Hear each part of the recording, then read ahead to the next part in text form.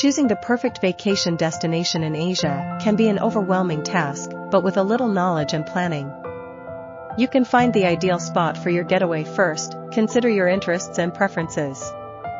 Are you seeking cultural immersion, adventure, or relaxation? Research destinations that align with your desires.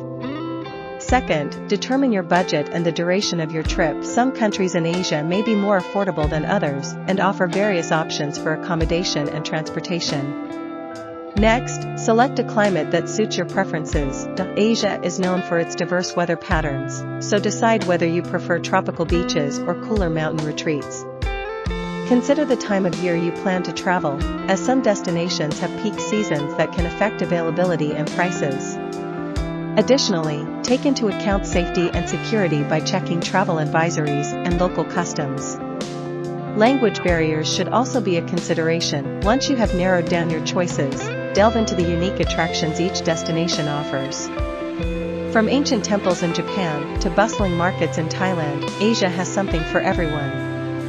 Lastly, consult travel blogs and forums for first-hand experiences and recommendations.